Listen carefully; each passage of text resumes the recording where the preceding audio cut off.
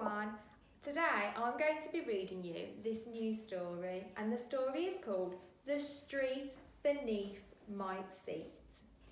And the author is Charlotte Gillian and Yuval Zoma. Now when I'm reading this book, I want you to think about what is this book about? Listen to all of the new words that you will hear. If there are any words that you do not understand, please write them down.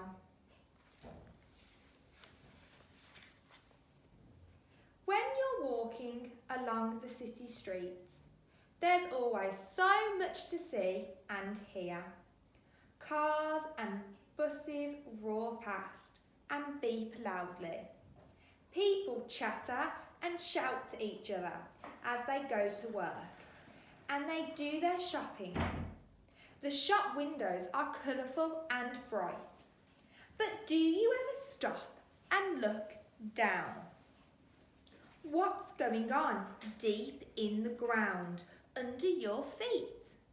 Shall we take a peek? Just underneath the pavement, you'll find water pipes, taking water to homes, shops, schools and offices.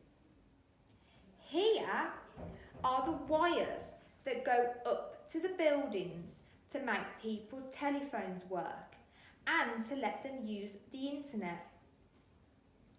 Other cables carry electricity so that everyone can watch TV, boil the kettle and turn on the lights. When it rains, water flows through the gutters in the street. It gushes down into the storm drains below, where it is carried off to nearby rivers. It is not all cables and pipes underground. There are living things here too.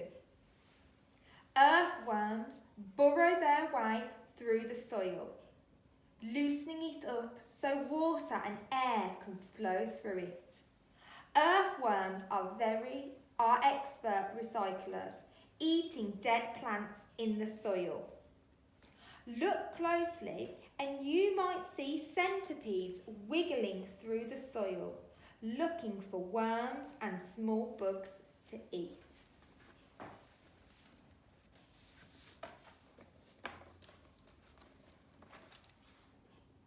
Millions of tiny things called microorganisms are also in the soil. They help to break down dead creatures and plants. Tasty. Now go a little lower and you'll be in the sewer. Hold your nose, this is where the waste ends up when it goes down the plug hole or you flush the toilet. Can you spot any rats? So many stories from history lie under the ground. If you dig down a bit deeper, you might find objects left behind by people who lived here hundreds or thousands of years ago. There could be gold coins, pottery or swords. Don't be spooked, but there might even be skeletons. These things have been buried all this time and can tell us a lot about how people used to live. Who do you think wore this helmet on their head? Archaeologists dig for these objects and study them to learn more about the past.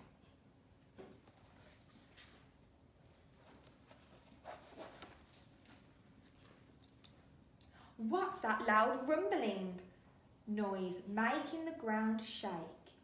It's an underground railway. Passengers travel down to the underground stations on escalators. They speedily travel around the city in trains through tunnels deep under the ground. This underground tunnel has been dug into a kind of soil called clay. Clay is perfect for tunnels because it keeps out water. Now let's go down even deeper. Under the clay is a layer of rock. This type of rock is called sedimentary rock. This rock formed at the bottom of seas, lakes and rivers long ago. Tiny grains of rock and sand gradually settle on the seafloor and built up in layers. Over millions of years, the top layers push down on the layers below, squishing them and making them into a hard rock. Mind your head, there are stalactites hanging down from the roof of this limestone cave. If you're lucky, you might find an underground cave. This one formed when water wore away at the rock and made holes in it. Psh, limestone is a type of sedimentary rock that formed in the sea. Spiky stalactites form when water moves down through sedimentary rock.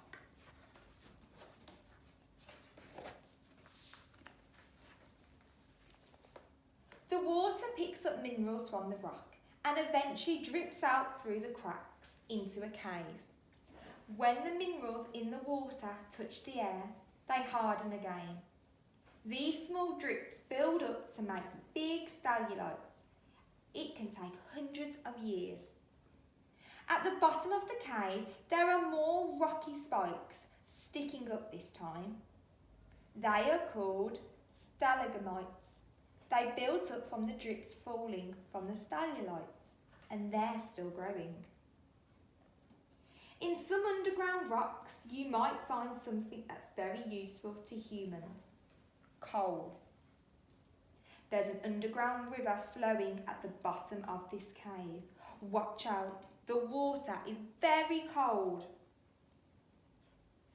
This coal formed over millions of years ago after dead plants sank to the bottom of swamps and became a thick sludge. Over time, this sludge turned into a soft, dark layer called peat. When the peat was squished by rocks pushing down from above and heated from below, it changed into a much harder layer of coal.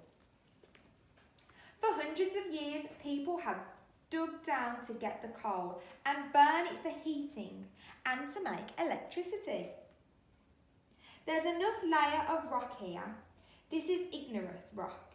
It formed when melted rock from deep inside the earth, called magma, cooled and hardened.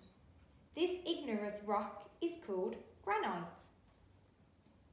You've travelled a long way down, but you're still only in the top layer of the earth. Let's pick up speed as we delve deep, even deeper.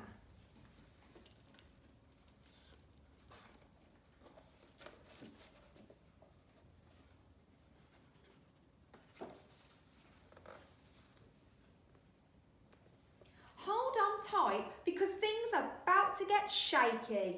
We're deep in the Earth's crust now and things are moving. Scientists use a machine called a seismograph to look out for movement in the plates. Even the tiniest wobble can warn them that an earthquake is beginning. The crust is made up of large plates of rock. These rock plates move around, and when the edges of two plates knock together, there can be an earthquake. The plates of rock that make up the crust sit on a layer of partly melted rock, called the mantle. Earth's crust is only about 35 kilometres thick, but the mantle is more than 70 times as thick. Now we're getting closer to the centre of the Earth. Things are hotting up. Below the mantle is a layer called the outer core. It's very hot and completely liquid. The outer core is made up of the melted metals, iron and nickel. Right at the centre of the Earth, you'll reach the inner core. If you carry on any further, you'll start coming out on the other side.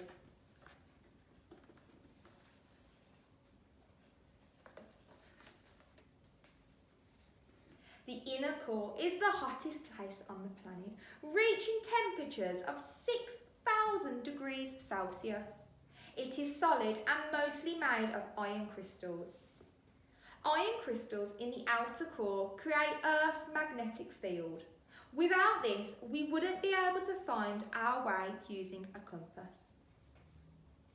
The inner and outer core together are around 7,900 kilometres thick. No one could really travel down so far.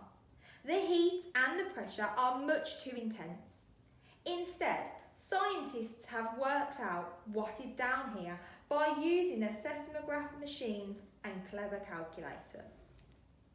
You've still got a very long way to travel before you get back to the surface. Let's zoom up through the mantle to the crust.